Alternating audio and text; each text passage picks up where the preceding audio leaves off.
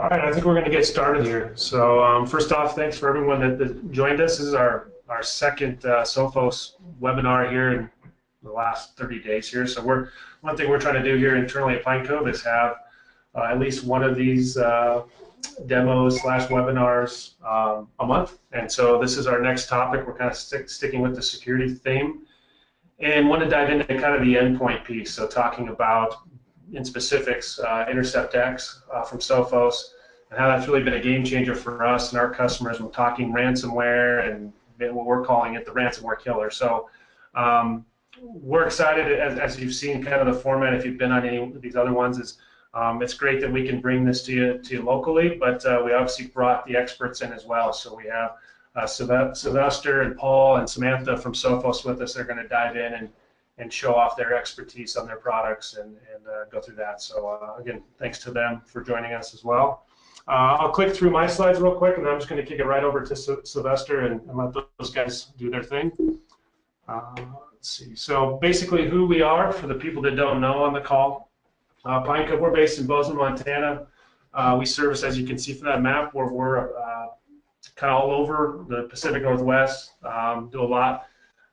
In Montana, Wyoming, we started the business in Cheyenne, Wyoming, and really trying to service the underserved, people that needed help and guidance for these type of solutions. You know, where do we go from a cybersecurity standpoint or from a wireless standpoint? And that's really what we've tried to answer for our customers. We've been K-12 focused for the past 24 years. We've definitely expanded from there, and I believe we have over 20,000 users that we support on a daily basis. So we've seen a lot, and this is, I guess why we're here. As far as Pine Cove, Dan serves on some national security councils. I serve on the Meta Network Security Council here in Montana, and so we're just trying to be, help the cause and help try to tackle this cybersecurity monster and stay out in front of it. As far as Pine Cove and Sophos, it's been an awesome partnership and will continue to. In 2016, we actually won the Sophos Partner of the Year in North America, which was an awesome honor for us, being here in Montana, Wyoming area. Huge honor for us. So we're continuing with that. We believe Sophos is the answer for our customers and has really been a great fit in simplifying this beast of cybersecurity. So yeah, we really enjoyed our partnership so far. And then, I always add this slide. It's almost really become our mission statement with cybersecurity. But basically, we believe your organization has either been attacked, is currently being attacked, or will be attacked by cyber criminals. And so our goal is to help you prevent those things, detect those things, and respond when they happen, and help you secure your assets. And so that's why we're here. That's why we're doing this kind of educational seminars and just trying to raise the awareness of how we tackle this thing. So from there, maybe some housekeeping things, and we can kick it over to Sylvester as I say that, so go ahead. Please make sure you're asking questions. We have a Q&A section in there, so you can feel free to ask questions as we go. We'll make sure we get to those and respond to those either real time as you ask them, or at the end we'll make sure we're answering all those questions. So with that, I will kick it over to the Sophos team. Okay, hello everybody. Can you see my screen okay? Yep. Okay, you're seeing it in the ransomware fight against ransomware mode, correct? Yep, looks great. Okay, perfect. Thank you for your time and attention. Basically, I'm going to talk about ransomware, how to fight against it, with our Intercept X added onto our Endpoint Advanced within Central. I'm going to try and keep this at about 30 minutes or so because we will have a demo following. I want to use this slide really to kind of open things up, because we know ransomware affects pretty much every type of device that's within use today, including the Internet of Things. This one's kind of funny because, even though we're not seeing a tremendous amount of IoT being ransomed, we have seen occasions where they've been able to ransom the Samsung the Samsung TV, the smart screens, right? So today I'm going to kind of focus on the competitive landscape. We'll talk about Intercept X, how ransomware kind of really is proliferating and affecting our security problems today. And then we're going to talk about the delivery methods of ransomware itself, phishing and exploits, and how the Sophos solutions, because we do have more than one of them besides Intercept X, can not only mitigate those but also help prevent those from attacking the environment.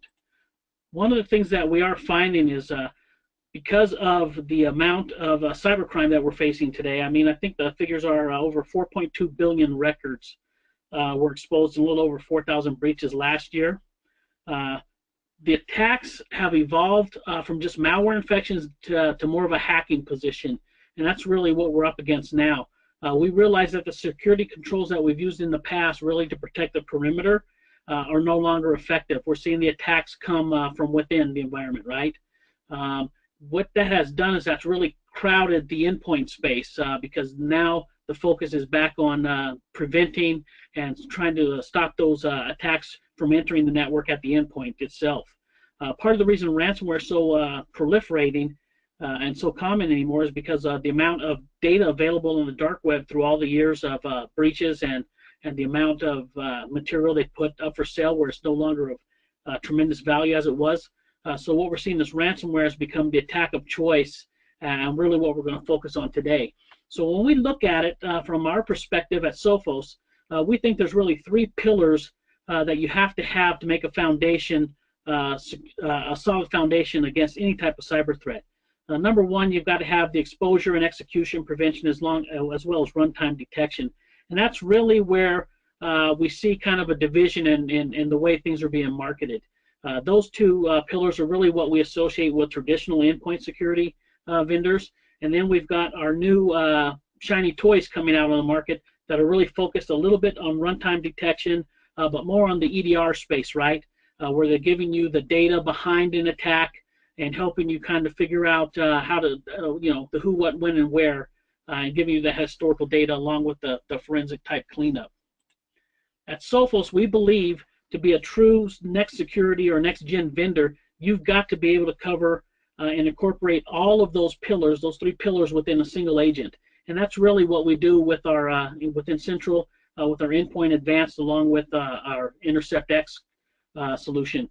Basically, what we've been able to do is combine those two agents into a single agent and give you a single pane of glass to manage that from. Now, Intercept X as itself it is also a standalone product. I just want to mention that, and it can be added to any other traditional AV vendor. What we're really facing, though, is an increasing attack and increasing sophistication. Not so much sophistication of the user itself, but the type of attacks that we're seeing because of the crimeware as a service model that's being utilized more and more out in the wild. The attacks, like I said, are from within the perimeter, focused on software exploits, primarily in phishing attacks as the number one method of getting that ransomware into the environment. Ransomware is expected to be over $1 billion in profit this year alone. And the other thing we're facing is the lack of threat intelligence, the visibility after the breach. How do we go ahead and then put countermeasures into place, remediate that threat, find out who, when, where, and how it got into the environment, things of that nature. So really what we're facing is an increasing attack surface, really with a diminished edge, right?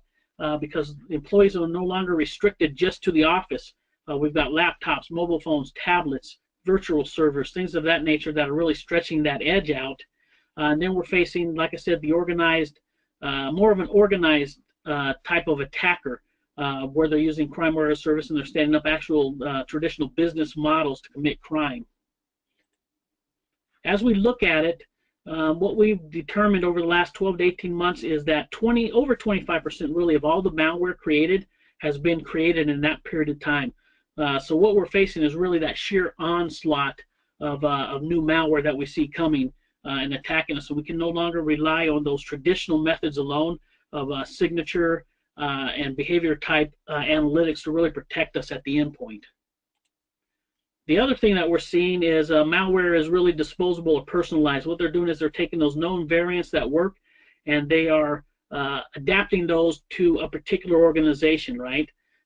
Where it only works on that particular organization. That's kind of why we're seeing some of these next-gen players make claims that they can really stop zero-day attacks, because they're looking at known malware and then trying to do a DNA matching or behavioral type matching of that malware based on the variations that are attacking those specific organizations.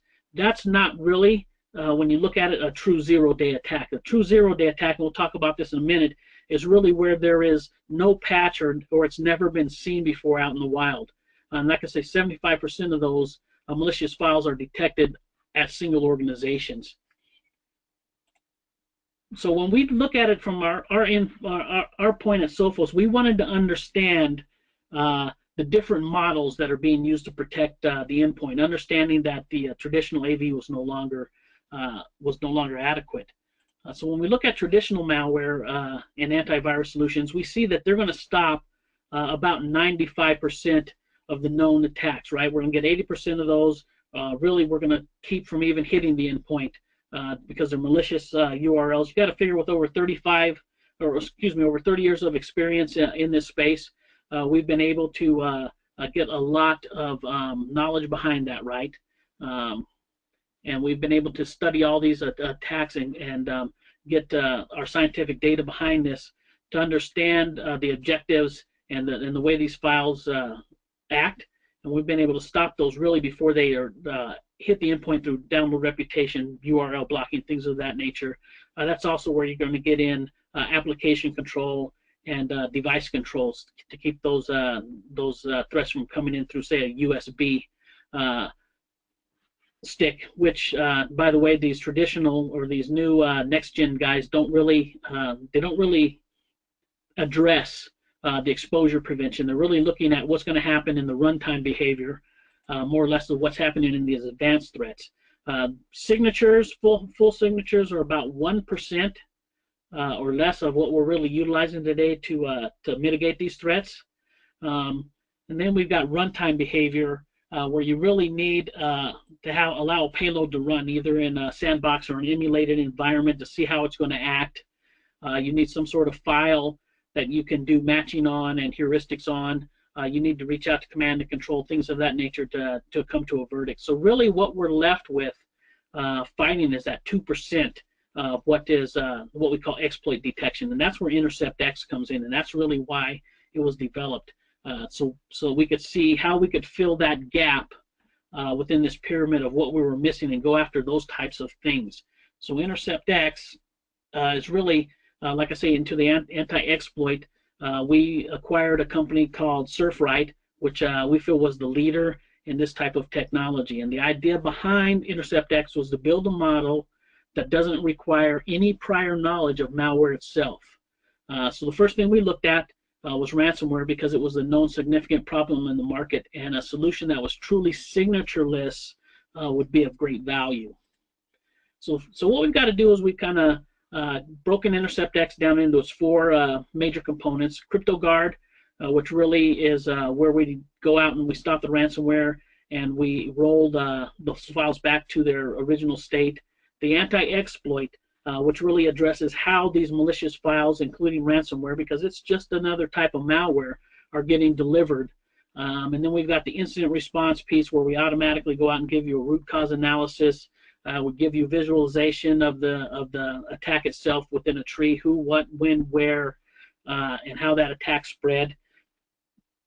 And then we've got a secondary cleanup tool, Sophos Clean, which is similar to like Malwarebytes, where we're running a forensics clean after the event to make sure that that full system is restored back to a safe state. So one of the things to understand about ransomware itself is its prevalence. It's not restricted really just to the United States, even though we are a main target. If we look at it, it is a worldwide problem. And really what we have identified is about 6 different families of ransomware that really are the most prevalent and the most used. Experts predict that global cost of crimeware itself is going to hit about $6 trillion by 2021. That's 4 years from now. So it's running at a pretty rapid pace, and that takes into account not only the ransoms being paid, but the amount of money that's being spent on tools to try and mitigate these attacks, the time to clean up those attacks, time to investigate attacks and taking those out into consideration is total damage. Ransomware continues to take up an increasing share of that dollar figure. And it's primarily because would-be attackers frequently are accessing exploit kits and other as-service kits available on the dark web with an elaborate ecosystem behind the crimeware. They're providing excellent customer service, technical support, not only to the attacker but also to the end user, teaching them how to go out and get bitcoins and talking them through the whole ransom process. And then you add in the anonymity that's provided by using a cryptocurrency, and we can kind of understand why, as a criminal, this would be so attractive to you. The odds of getting caught are very low, and then the rate of return is going to be significant to you. So when we understand ransomware, what we're looking at is, like I said, there's a 600% growth just in the new family since 2015, and that's continuing to grow as they continue to evolve and do their countermeasures against what we're traditionally using to go ahead and try and prevent those attacks. The average ransom demand has gone up from $200 to about almost $700 in the last year and a half. Ransomware is one of the few cybercrime business models where the same attack could harm not only a Fortune 500 company, but your local restaurant down the street and even your grandmother. So a quick story, about a month ago I met with my insurance agent, new guy for some life insurance. And obviously, you know, they always are curious about what you do. So I kind of explained to him, you know, I work for Sophos with Intercept X, and gave him kind of just an overview about ransomware. And I was curious to see if he had ever been attacked with his insurance business, and he hadn't. The interesting thing is, a couple of days later, over the weekend, he was having dinner with his family, and he kind of mentioned, you know, because he thought it was pretty cool and pretty interesting about this whole ransomware scenario. And his 68, 69-year-old grandmother kind of piped up and said, "Oh, that's what they call it. Yeah, I had to pay that 5 times already." And what he told me was his grandma got hit with a ransomware, you know, because she was click happy, went out, clicked on a link, and was told that all of her files and pictures had been encrypted. Fortunately for her, it was a spam attack, right? And the ransom was actually like $20 or $30. She paid it the first time, and inevitably what happened is she got labeled as an individual that was willing to pay. So she got hit 4 more times. And that's kind of the downside behind paying the ransom. You have a choice, right? You do nothing, you pay the ransom, or you try and go back to business and reinstall from backup tapes. The bad part about paying is you get labeled as a payer, but you're also funding the cyber criminals to go out and develop and proliferate their attacks. We know that ransomware has existed in various forms for decades, but in the last 3 years, the cyber criminals have really perfected the key components of the attacks. This is what's led to the explosion in the new malware families that have made the techniques more effective and drawn in the new lower level of malicious actors and launching to these type of schemes. Again, email is the #1 delivery method, either through a link or an attachment, and we're also finding that in combination with an email and standalone, we've got exploits where we're actually either part of an email where you click on the link and you get redirected to a page, or you actually go to a known legitimate website that's been compromised and you get drive-by attack through an exploit. Those are the 2 main methods that we're seeing for the delivery of ransomware, and it's we've got to understand those type of methods. As we talk about the families of ransomware, like I said, it's expected to increase by 25% this year. What we're seeing now is some of the more successful and more utilized families of ransomware.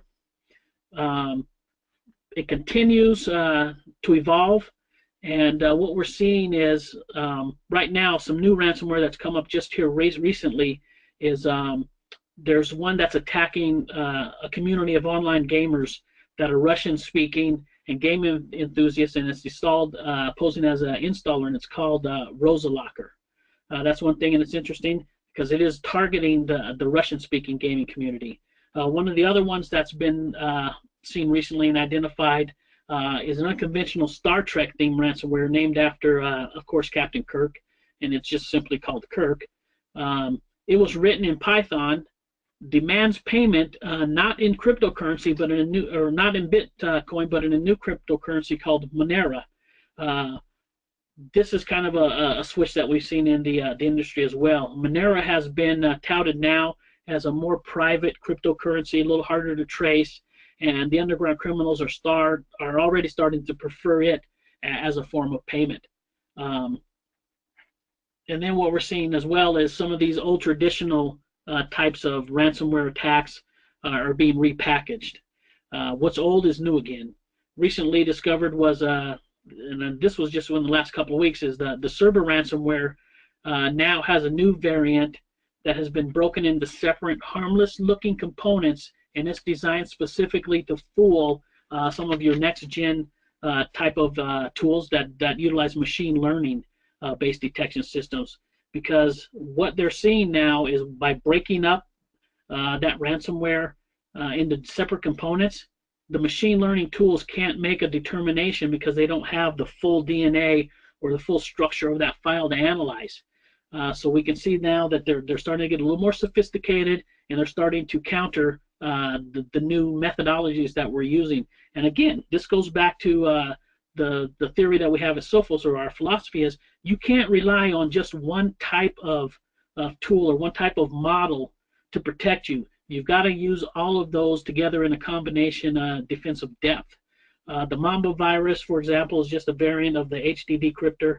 And this one, interesting enough, is what caught the San Francisco municipal transportation, or for those of us who have lived in that area, the Muni, which is public transportation,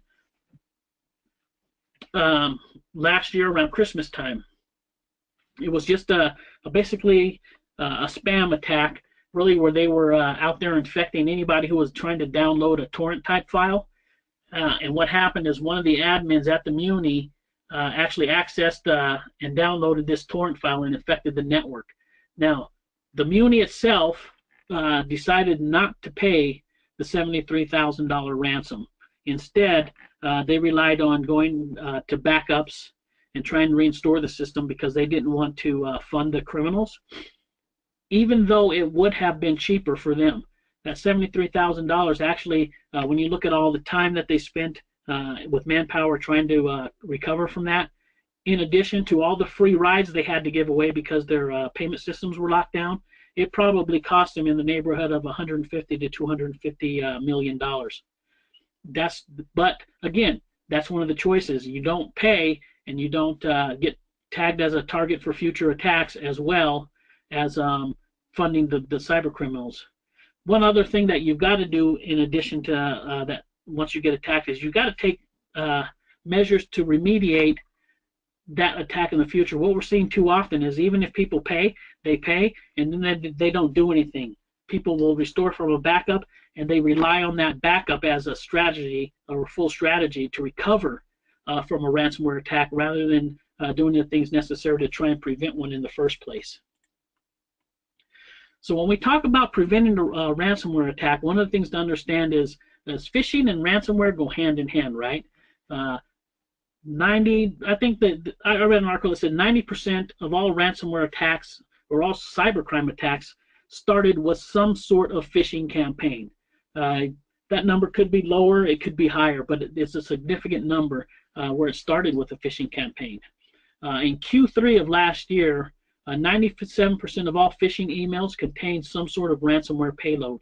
Really, and that's where you're relying on the end user and their curiosity or their fear to click either an attachment or email and open it up and execute the code. It got so bad last year that a series of ransomware attacks on the House of Representatives led Congress to ban members from using their Yahoo mail because of all the phishing scams that were out there. According to Verizon, phishing was the second most common threat vector, and phishing as a service is becoming more and more common, going to increase that as well. The nice thing is, researchers have told us that companies who roll out a training program see improvements of between 26 and 99% reduced clicking rates within those type of emails, just by making their end users aware of these phishing scams. And the average is about a 64% increase. And that's why Sophos, we went out and acquired a company called PhishThreat to address this and utilize this as a prevention type method as well. And I think they did this type of seminar or this type of webinar last week. But real quick, it's very simple. The phishing as a service model is really very inexpensive. They give you great support, and that's what I want to point out in here is as a would-be criminal, this is something that's very enticing to you. You can see they're claiming 61,000 subscribers. But the thing to keep in mind is even with no knowledge or very limited knowledge of technical knowledge, you can go out, and I found this for as low as $65. You can get a phishing as a service campaign or service where they'll actually teach you how to compose the email, give you tricks about who to target, give you technical support, not only for the subscriber or the bad actor, but also give you technical support to the end user who gets attacked and teach them how to buy the Bitcoin and make the payment. And that's what's made this, and I think why we're going to see these phishing attacks kind of get a little more proliferant and a little more common in our day-to-day dealings. Basically what you do is it's industrialized. You go out and pick a campaign. You're going to do bulk phishing, spear phishing, or whaling. Bulk phishing is basically what we consider spam. You know, you'll see a letter like maybe from FedEx because so many people are using Amazon and eBay and expecting deliveries, and we'll give them a notification and say, oh, the status of your delivery is been updated. Please click on this link to see it. Boom, you click on the link, you get redirected to a web page, and you're infected with malware. Boom. The next type of campaign is a spear phishing campaign, which is a little more targeted. The bad guys have actually gone out and done a little reconnaissance either on the industry as a whole or on the company as a whole, and they're going after specific individuals. And it's a little more of a personalized attack. Maybe it's somebody who's going after somebody in shipping and receiving or somebody in finance at a company.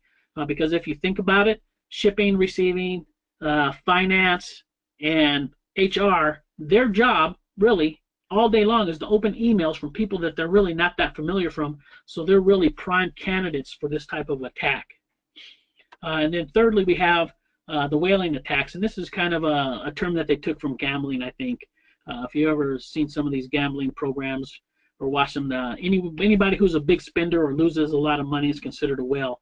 They're really a high-profile type of individual, a CEO, maybe a manager of HR, where they're crafting these very realistic-looking, sophisticated emails to the executive level that compel them to open it. And it's really kind of out of fear and less out of curiosity. It may be disguised as a legal subpoena, as an official-looking FBI subpoena, or something of that nature, maybe something from compliance, and they click on it to open and they get infected. True story, last year in December, January timeframe, my wife's company where she works at was a victim of this type of attack.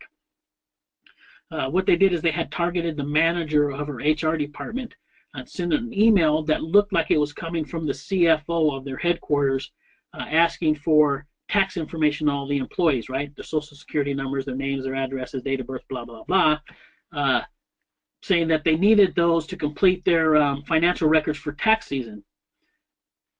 She looked at that and thought, oh man, okay, that's kind of an uncommon request. She went and asked the lady in finance and a couple other people what she should do, and they said, well, you know, if they're asking for it, I guess you should send it to them. So she went ahead and compiled all this information and hit replied and sent it back. About 10 minutes later, she said, oh, snap. And you know, for those of you who are not from Utah, oh, snap is kind of equivalent to a swear word here. So she realized that there were a couple of extra letters in the email address that made her realize that she didn't send it to her CFO. And consequently, what happened was about half of those employees had fraudulent tax returns filed, and the money was distributed to the cyber criminals. My point is, this could have just as easily been a ransomware attack, and then they would have been in even more trouble. So they're getting very sophisticated, and they're very effective at these type of attacks. Again, Scammers have been very successful at targeting like the HR, like we just saw. More than 100 companies last year were actually victims of this. So it's been very effective, and I'm sure soon we'll see the numbers coming out from this year. Last year, a series of ransomware attacks on the House of Representatives, like I said, led to their email members being banned from Yahoo. So what we're looking at is really something that's become very effective, and it's getting utilized more and more. And with Phish Threat, what we're doing is we're trying to educate the individuals on what to look for in an email to prevent them from clicking on those type of links. The number 2 reasons that they click on them is curiosity is number 1, and in the case of the HR lady, fear of not responding quickly enough to a superior. I mean, you got to think about it. Every one of us gets inundated with emails every day, and some of us have a mindset of, man, I got to get through all these emails, and we just start going through them and clicking really without thinking. And what we've got to do is now we've got to take our time, settle down a little bit, and be very diligent about what we're doing when we're responding to these emails. The end user, again, is the weakest link. So when you start looking at a security awareness and testing solution, you've got to be able to measure with real world type of attacks. You've got to provide continuous education to these employees. This has to be something that's ongoing. It just can't be once every 6 months, once every 3 months. It's got to be continuous to keep it at top of mind. And then you've got to be able to have some sort of reporting tool that will measure the success, as well as identify the individuals that are repeat offenders. And that's what our Phish Threat program will do. For those of you who didn't see that earlier in one of the webinars, feel free to reach out to your people here at Pine Cove, and they can get you educated up on that. The secondary piece to the whole threat delivery is the exploit. And that's where we really come into the anti-exploit and the true signatureless type of detection that we're adding in with Intercept X to our Endpoint Advanced solution. When Windows introduced Windows XP Server Pack 2, excuse me, it did include anti-exploit mitigation. It had buffer overflow protection, and that basically wiped out a whole family or whole class of malware, making it obsolete. But that's where they stopped. And what the security industry didn't do was go out to see what other exploit methods were being used by the adversaries, and is there a way to detect them generically. What we're faced with really is when we look at the vulnerabilities, malware samples are 300,000-400,000 a day, so we're in the millions per year. The actual exploits that we're seeing are from known vulnerabilities within software, right? 90% of those are known vulnerabilities that have been published by the software vendor, and those are in the hundreds of thousands per year. And then we've got the type of exploit techniques that are being used to actually accomplish the delivery of the malware itself. And those are actually in the 10s to 20s. And that's something that's very manageable, and something that Sophos, along with Intercept X, decided to attack. It didn't make much sense really to focus on those millions of pieces of malware and try and keep up with that. But it did make sense to go out and get a solution. We acquired a company called Surfright that actually addressed these 10 to 20 types of techniques that any type of exploit needs in order to be successful in taking control of the system. Again, so if we look at the root of the data breaches, what we're seeing is 300,000 pieces of malware today. 90% of the breaches are exploits. That's really what your traditional type of AV solution is really preventing. And that's where the strength is there. Again, this is why you have to have the multi-layers of defense. We're looking at patch management. We're looking at anywhere from 90 to 120 days on average to apply a patch. 90 days after the vulnerability is announced, before the patch is released. And that's really, truly what a 0 day is. It's a vulnerability that's been identified where no patch yet exists, or no way to stop or block that. And then 90 days is the time frame that it takes the average company to apply that patch. The interesting thing about that is you're still left vulnerable because of shadow IT. We're seeing that 70% of employees confess to using applications that aren't sanctioned by their IT team. And if the IT guys don't know the applications are being used, there's no way for them to go out and apply a patch. So you're still vulnerable to those type of attacks. And then we've got our exploits, or the exploit methods that are being utilized. And that's where Sophos with Intercept X really comes in and adds that next generation type of defense against malware, advanced malware, and in particular ransomware. So when we talk about exploit kits, what we're seeing is that they're traditionally, I mean, if you think about it, it's really using good code to do bad things. This is why it's so hard to detect. You've got memory resident malware, right? It's fileless. There's no payload to block at the network level or detect at the endpoint. It's able to circumvent whitelisted processes. This is what makes it so hard to detect. And again, this is why it can get by just a single point tool, like a next generation type of tool. You got exploit kits available for sale on the internet as a service. Commonly available kits are targeting your most used software: Adobe, Microsoft, Flash, Internet Explorer. Those are the two that are the most attacked. And you've got a range of old as well as new unpatched systems that are being attacked. One of the things that we've also started to see is that we've got private exploit kits being developed by cyber gangs, where they're hiring actually software developers to develop the kit, and instead of renting it out on a wide basis on the internet, they're keeping it and utilizing it as part of their own strategy to go out and commit crimes. Kind of an example of that would be the operators of Lurk or Pawnstorm, and espionage campaigns are two examples of those type of threat groups that are used in being targeted. So as we look at it, and we've identified about these 20 different functions within the OS that need to be compromised or need to be hijacked in order to make any successful attack, I've highlighted kind of the most common one used, right? We've got a stack pivot, a heap spray, you've got a ROP attack, you've got process hollowing, things of that nature. The key is that you've got to be able to monitor all 24 of these in order to be really effective. So as we look at the competition, what we're seeing out of these 20+ type of mitigation techniques, the closest competitive we have is probably in Microsoft EMET. What happened was, even though Microsoft didn't really pursue anything beyond buffer overflow, the universities and the researchers did, and so Microsoft started a program where they would ask the researchers and the universities to submit these exploit detection techniques that they had found. The ones that they found that they could use, they put into EMET. Unfortunately, when they introduced Windows 10, they announced the end of life of EMET. Originally, it was scheduled for January of this year. Because of the complaints from their customer base, they've actually extended that end of life out, and the new date now is July 31st of 2018.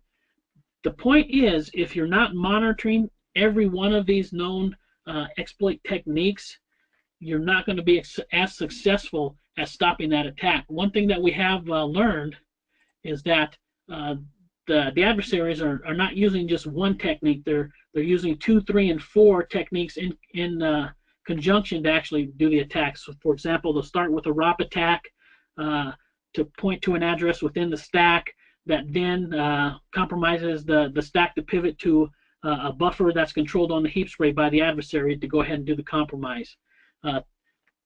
That's where, if you're not really managing and observing all of those processes, where you're going to get caught. What we're also seeing is that with these ransomware attacks, we used to say they've given up on something that they wanted, which was persistence on the endpoint for the quick ransom attack. Now what we're seeing is they're utilizing that ransomware initial leveraging the machine to put the payload of ransomware, and they're also adding an additional payload of a persistent type of threat, where they're going in and stealing not only the files and the folders that they're encrypting, but they're also stealing those files and selling those on the dark web in the event that you don't pay the ransom. We're seeing techniques where they're actually recruiting individuals where they're saying, hey, you're attacked by ransomware. If you give us the email address of 2 or 3 of your associates or friends or people you know, we'll reduce your ransom for helping us participate in attacking additional people. So they're continually evolving their strategies, and that's something that we've got to continually be mindful of. When you look at the anatomy of a ransomware attack, there's a couple of things that they have to do in order to be successful. They've got to be able to deliver that payload, right? Either through an exploit kit or through a spam or phishing type of attack. They've got to be able to establish command and control generally. We are seeing some variants now that don't reach out to command and control. They actually incorporate that encryption key within the payload itself, where they can encrypt it without notifying command and control. Local files have to be encrypted. This is where Intercept X really is different than anything else on the market today, because we're looking at the behavior now of that system. When we start to see an unnatural encryption of files, that's when we halt that process. As soon as we see that call out for the function of read and write, we'll look for that read file, and if they start to write and decrypt, we capture those files. We make a copy of those on a proprietary cache within the local disk. Once that process is convicted, we'll return those unencrypted files back to their natural state, delete the encrypted files, and then delete that cache that was on disk. The next thing that the ransomware has to do to be effective is, right, it's got to be able to delete itself and then deliver the instructions. Again, we're looking at that unnatural behavior, whether it's rapid file encryption or whether it's some other sort of encryption, because we are monitoring all the processes. We'll look back and see if it was a legitimate application that actually launched that encryption or that read-write process. We'll terminate the attack and we'll restore those files to the known state. Again, that's our CryptoGuard technology. Intercept X is designed to run alongside competitive AV solutions. And how we stop that is we're monitoring the file access. Suspicious file changes are detected. The attack is detected and stopped. We mitigate that. We roll those files back, and then we launch a forensics clean along with our root cause analysis. One of the things that I do want to mention is we are not using the Microsoft Volume Shadow copy to store those unencrypted files. It is a proprietary cache that we're using on that hard drive. Excuse me. The next thing that we always get the question on is, okay, that's great for the endpoint, but what happens to any file shares that I have or any servers?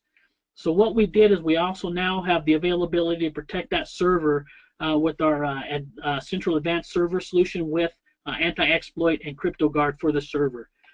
What we're finding is a lot of these new ransomware variants are going out and they're looking first at any backup files that are on the local drive, and they're also looking at any share file folders that they can attack and going for those first, right? Going for the business type of files, a doc file, an exe file, a JPEG, a PDF. Unfortunately, with the endpoint solution, even though we can stop that process when we see it launched, we can't roll back those files on the server.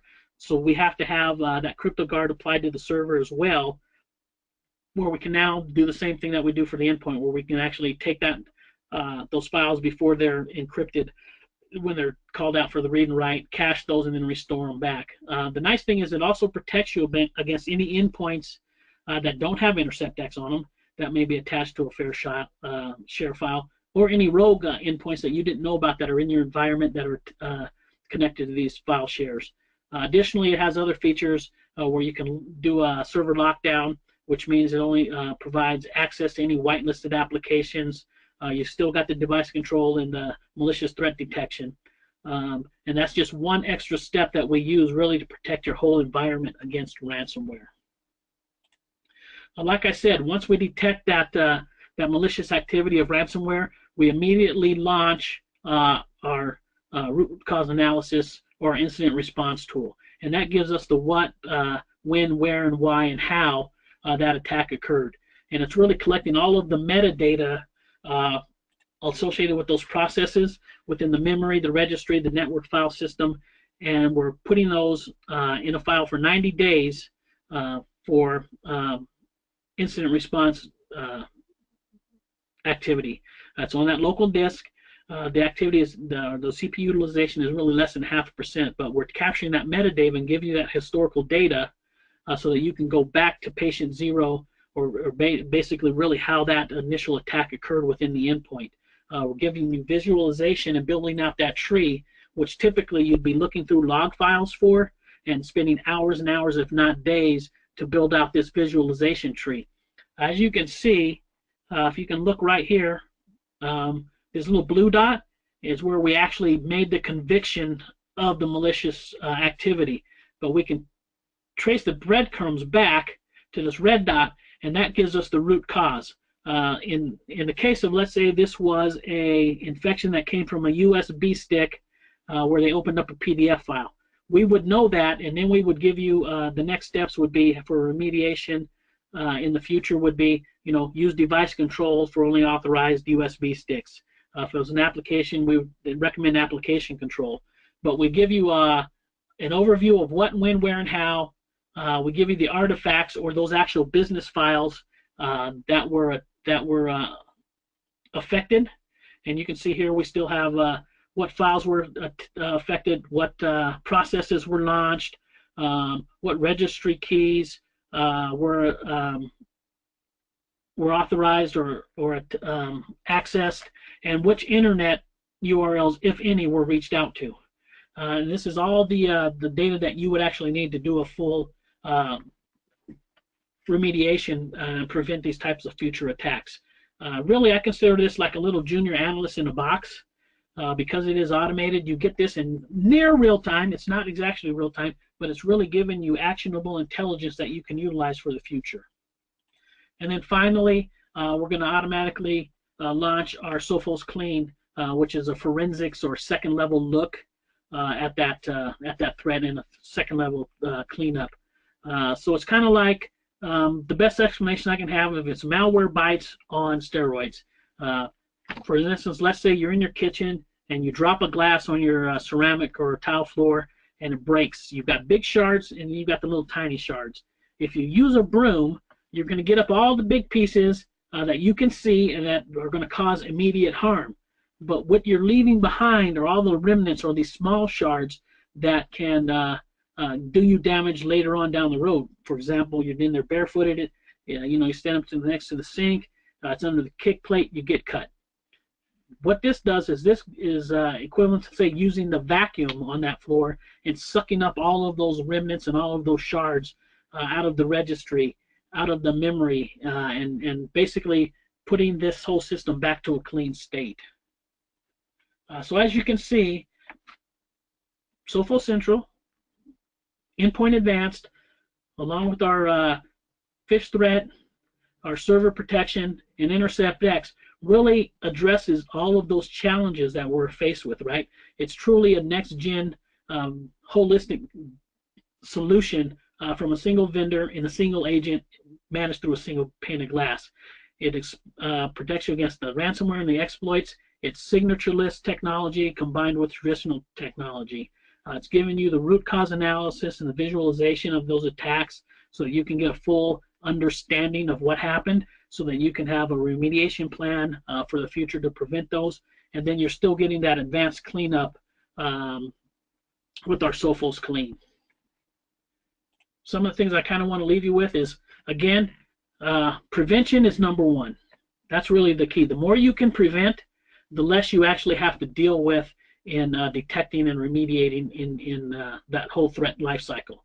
That phishing campaign that we talked about with phish threat is very valuable because it will reduce anywhere from, like I say, 24 to 99% with an average of 64% of those clicks. It'll provide you meaningful reports and it'll really identify who the major abusers are within the company that are causing you these big headaches. And then we've got when you look at it, we're a complete solution. We've got pre-detection and post-detection and prevention methods that we're utilizing instead of counting just on one particular model.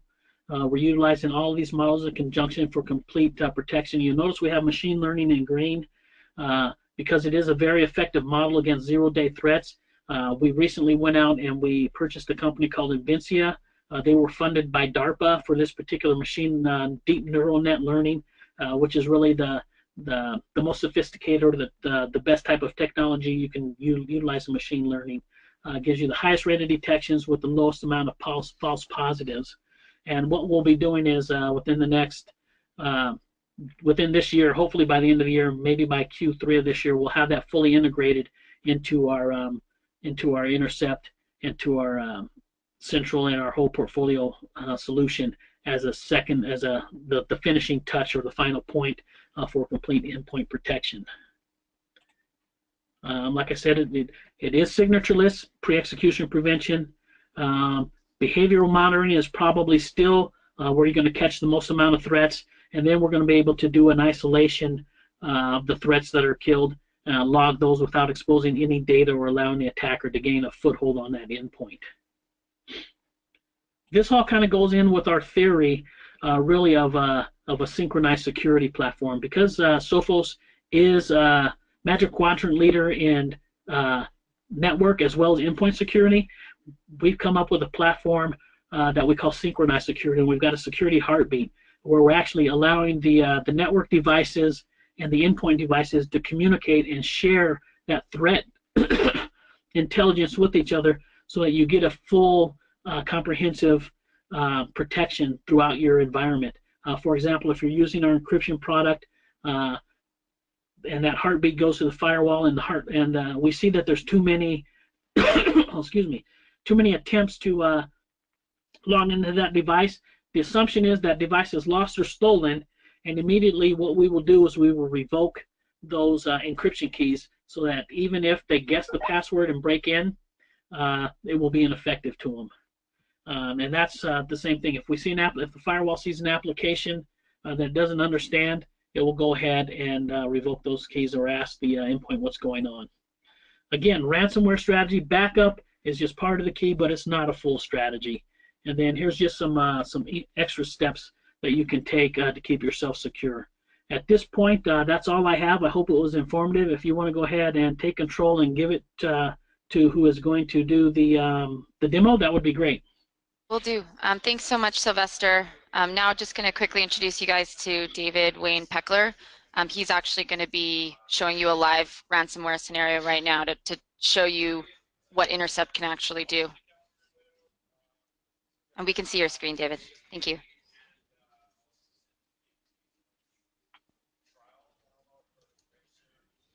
Oh, you're just on mute. Are we visible? There we go. Excellent. Thank you, everybody. Welcome. And I'll go over the ransomware overview and kind of the behavioral piece and how we operate. There were some key pieces here just to kind of reiterate. We are covering the full scope of everything that people worry about today, that's signature and signatureless based protection. So Sophos has the full boat with regards to being able to protect against all threats, either old time or current 0-day, even 0-hour. The really great part about the anti-exploit protection is that we cover more of the vulnerabilities and exploits than any other vendor on the market today. And what we'll cover today is basically a lot of what was just mentioned in this quick demo. We'll go through the motions of what a user would experience and kind of create with regards to seeing exploits on their machine executed, and then being able to effectively have those combated with our Intercept X. So here I am as a typical user. I am running on a virtual host, and I am behind our firewall, which is our next generation firewall called XG. And I'm pinging the internet, so we'll kind of get the full scope of the swing of things. Just to kind of add a little color to this whole endpoint protection, I also happen to be running our encryption client, which was just mentioned by Sylvester as well. And so with that client, when you log in and you have the Sophos protection, the full gauntlet. You actually have access to your keys and your encryption keys and your key ring. Plus I'm behind our firewall.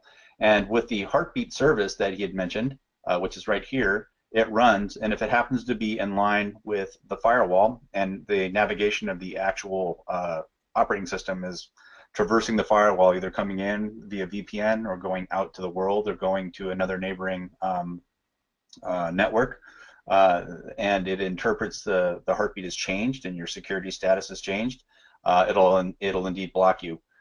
This information's managed and logged and looked at by the firewall itself, and it has an interpreter that will see all the heartbeats from all the various endpoints that are kind of traversing it, going in or out, depending on firewall rules. So what I'm going to trigger right now is basic, I think it's HydroCrypt. Open up a basic email. It looks like it was custom crafted. It's something that is revolving around something that I'm dealing with today in a personal life, maybe. They say about 90% of all of ransomware or exploits that are targeted for companies are usually specific to a particular targeted company. So that's something to consider. It's not always just random. So here I am, Joe user. I'm opening up an email. I got something that looks interesting to me, like a moth to a flame. I feel compelled to disable or enable the Microsoft security that's built into the actual email. And what will happen is basically it's going to trigger the ransomware to run rampant on my system. It'll effectually look for whatever documents it needs to find. In this case, it'll target this particular area over here. It'll happen instantaneously. It'll be observed behavior. The reason why we call it intercept, we actually work between the software and the hardware layers of the actual system itself. And as there's an interpreter that's opening and touching files, we'll read that immediately and make a determination whether or not it's bad, malicious, or good, and ignore it. If it's malicious, we'll let it go a couple before we actually make the determination that it looks malicious, and we'll block it and we'll stop it and kill the process. And then in turn, like Sylvester mentioned, we'll run a scan to clean the entire system and put it back into a working order. At the same time, instantaneously after the actual process is killed, we'll be able to instantaneously recover the files that were affected and changed by whatever the event was. And again, to reiterate what he had said, it isn't a shadow copy whatsoever. It's our own proprietary copy and grab instantaneously read-ahead copies that were made before the execution. So here we go. I'm gonna, if you blink, you'll probably miss it. It's pretty fast, but it'll target these files over here in the right-hand side, and we'll see it encrypt and then roll and then recover. So I'll enable the editing on the actual document, and we let it run. It's detected instantaneously by ransomware. It's blocked, and then you can see over here files have already kind of changed. So we see that there's been some activity over here, and then there's also clean copies of the same files. So what happens right now is that there's actual sweep that's running rampant, and it's kind of going through and making sure that everything is cleaned up. Simultaneously, also, the administrators that are listed in the central account will receive an email instantaneously telling them that there was a particular event on a particular machine, who the user was, and the actual nature of the actual message itself. As you can see, my ping actually stopped to the internet, so if I went and I checked on my firewall, which is part of my world here, I can see there was a security heartbeat changed in one of the endpoints, which is the actual machine I'm on, and it'll list that same information in here. If you have a lot of users that show this type of behavior and detection, there's also reports that can be run specifically that give you specific information about user threat quotient, how many people have continually been infected, maybe raise a flag and go back and kind of determine whether or not that's somebody you need to talk to because they continually are repeat offenders. So this is busy doing its own scan. You can see down here on the encryption portion that I had mentioned, my keys have been revoked and I no longer have access to them. So if any machine was compromised or anything was taken, the files would be unreadable if encrypted with our solution as well. So in the meantime, I go over to my Sophos Central interface, and basically what happens is during the cleanup process, we're going to make sure that everything's free and clear locally and put things back in place. But also, after it's done, there'll be a collective amount of data gathered and uploaded into our central console. Central console will provide the access to be able to see what we call root cause analysis. The incremental dashboard will grow with each event that it's seen. And under endpoint protection, we have the data that's gathered from root cause analysis, giving us the ability to take a little bit, peer a little bit deeper into exactly what's transpired on a particular event. You can drill down into each event. We have the ability to make notes depending on who's taking the actual support case to continue to track the events and maybe to look into some more root cause information. The artifacts that we gather are specific to the actual event themselves. There's a whole list of them, but we also break them down into a kind of a filtered mode. Business files that are associated with the actual detection, which are the file types, how many times they've been touched or abused. Other things, temporary files, components, the normal files from the Office document. The different processes that were involved, depending on what they were, we can see the actual pieces and parts that were involved. The registry keys, also kind of big. There's a lot of changes. We can revert back these as well. They're all tracked. This can also be exported out in the form of a CSV file for further examination. And then a lot of times with the network control, this is the command and control piece where when there's ransomware, there's a key exchange, a public key exchange that takes place. And the client will prevent that.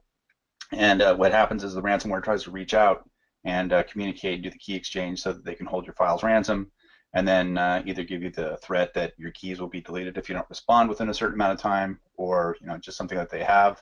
A lot of times when they can't reach out that way, they'll use a default key, which is another kind of scheme piece because they didn't really get to do the key exchange. And then we have what we call our threat chain, which kind of really depicts what's happened with the actual detections themselves. We can see over here at the beacon event, which was mentioned before, and it trails all the way back into the area where we can see it's continued to proliferate itself from the actual root cause itself, from the origin of stuff. With the acquisition of Invitia, we'll start to build more information eventually into the root cause analysis or around the origins and other details that go a little bit deeper and elaborate a little bit better, better than what we have today, which is very thorough. Nobody on the market has anything that is actually this efficient and successful at being able to instantly stop and revert back copies and also provide all the root cause analysis information. And I went back to the affected endpoint.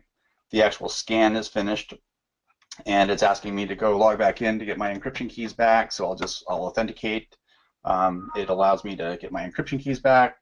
Then I can go in. I can take a look if I wanted to on the dashboard, and we can see that everything's been cleaned up and it's all better. You can see my pings resumed, and if we looked at the firewall, we can see that my security heartbeat and status has changed back to green, which basically is indicative of the ping, meaning I'm allowed to go out to the internet still. So that's basically it. That's what I got. So thank you. Yeah, thank you, David. That was great, and thank you, Sylvester, and everyone else from Sophos. And I appreciate everyone staying on. That was really good information. We went a little bit over, but thank you everybody for your time. And Brandon, I don't know if you're on, if there's anything you want to add, but we'll continue to try to do these on a weekly basis, or well, either bi-weekly or monthly, but just keep the information coming and stay on top of this security stuff. It's kind of a crazy world out there, but Sophos is doing a good job leading the charge and giving us products to protect us, so we'll try to keep bringing you guys information. And again, I appreciate everybody staying on and watching that. So if you guys have any questions, feel free to email myself or Brandon or anyone else from the Pine Cove team, and we'll try to get those answered for you. But if nothing else, thanks again, everybody. Have a good day. Thanks, guys. Thank you. Take care. Take care.